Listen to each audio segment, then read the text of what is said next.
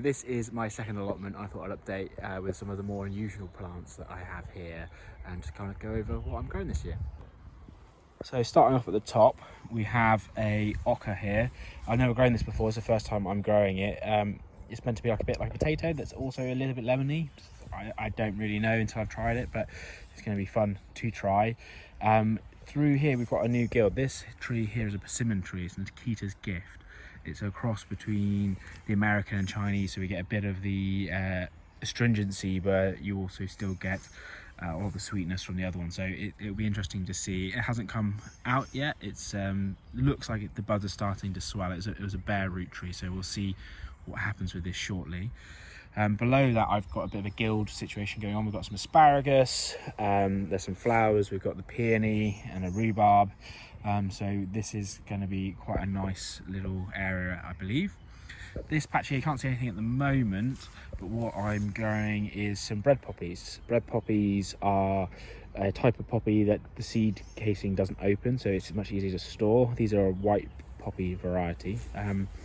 Next we have my fig. This has seen better days. This is the first year I've ever seen figs on it. It's been with me for about 7 years, but it's just gone through the mill. You can see where it used to be much bigger and it's just died back multiple times. So hopefully this might be the first year we get figs. This bushy thing here is a goji berry. Again, it's looking really healthy this year. Previous years it's looked really quite unhappy. I've never seen it flower. I'm kind of in two minds of just pulling it up because I've never actually managed to get anything out of it in 5 years of having it, but at the moment it's doing its job and we'll see how it goes. So we come around, this is a pineapple guava. So it's starting to show signs of growth right on the tip there, but it's growing nicely. I've got another one just a bit further down, but hopefully we'll actually get something out of this year. We'll see some flowers in the next month or so, but it's only its third year, so it's only 3 years old, so we might need to wait till next year.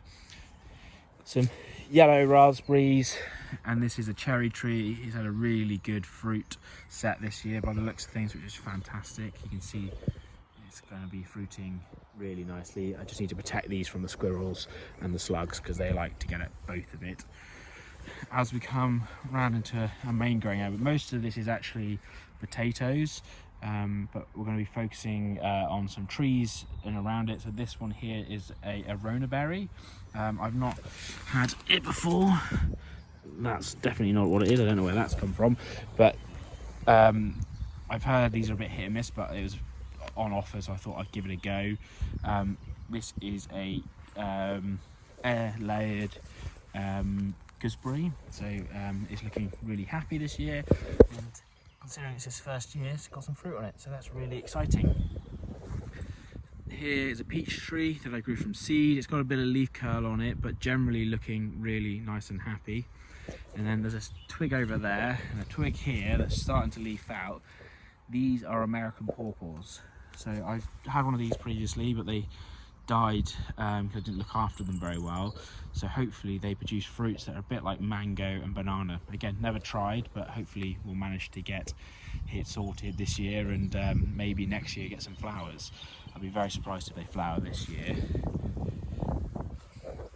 We've got a blackcurrant and a grape. The grape's a bit all over the place. I tried to get back on top of it this year, but I don't know how that would go. It's just starting to come back into life, and I've just seen, which is exciting, those looks like the first flower buds might be starting to form as well, so that would be exciting to see some flowers. I've never actually had this grape produce any fruit. It's flowered, but they've never actually set. Again, I think the slugs have hit them quite hard, so this is why I've opened it up and taken a lot off of it to hopefully make sure that can do it. Another gooseberry here that's got absolutely loads of fruit on this year. I think this might be a red variety by looking at that one, so hopefully we'll see. Here are all some more raspberries, and these are blackcurrant bushes. Again, all the fruit this year has got a lot on it. Over here, and that's growing up, that's actually an elderberry. I tried growing the elderberry and I wanted to keep it small, but it flowers on last year's growth, so I was struck. If I cut it back, it would not flower. And if I left it, it got too big, so I ended up just chopping it down to the roots, but it's come back again, so I'll have to take that out at some point. I've not managed to find the time. This is the second pineapple guava. So you can see we've got a little bindweed issue here. That's a bit of a pain. I come down and I dig it all out as much as I can, but they get under the tree roots and you can't get into them fully. But this, again, you can see starting to grow, so show signs of growth, which is really exciting. We've got lots of mint that's come up, 2 different varieties, I think. Yeah, 2 different varieties of mint. I think that's a spearmint and that's a peppermint, I'm not sure, but there's a couple of bits of mint.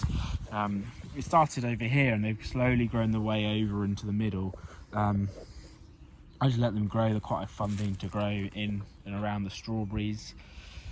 Next, these 2 bushes here, this one's much bigger. Quite interestingly, the reason that one's so much smaller is that this big hazel tree right next to us, so it's this that is taking up the moisture and nutrients from this one. It's significantly smaller. But this bush here, again, is absolutely laden with fruit. I've had minimal success managing to get any of these. I'm going to net it this year. The birds seem to really enjoy it. They get to a certain point where they turn blue and they won't touch them, and then all of a sudden they find them and they're gone overnight, so they will just devour them really quickly. So I'm going to be netting it to protect it. This is another currant bush. I think this is a champagne currant or like a pink currant, so not red, but I can't remember. This one's, again, never managed to get any fruit from it. The birds always take it. We've got my apple tree that's just coming into flower. There's not a huge amount of flowers on it this year. I'm not really sure why this branch, and there's a bit over the other side, why there's so little. I did prune it slightly, but only a few branches, left most of everything intact. So I don't know whether it's just certain bits have decided to flower a little early and we're going to get a bit more flowering in a bit, but we've got an absolute massive harvest of this last year, so hopefully we'll do the same. This is rosemary and a rose and a josterberry. It's all a bit crazy down here. We've got a new plum and another small apple tree growing.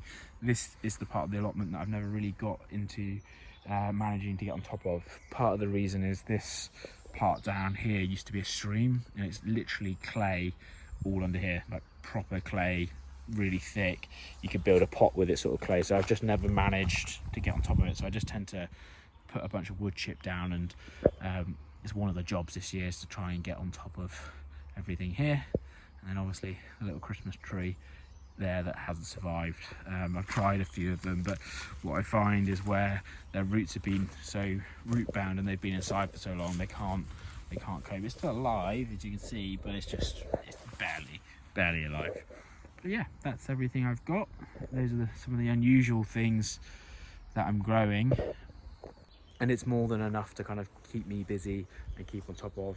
There's a lot more fruit bushes down here. This is a bit further away from the house, so I tend to kind of grow things that will grow and I don't have to maintain as much. You don't really want to have to be down here weeding, keeping on top of everything. So if I have a lot of bushes, potatoes, there's going to be a lot of pumpkins down here as well, courgettes, things that I can just come harvest and I'm not having to maintain it as much, and I can come down 2-3 times a week and just pick things up. That's the goal.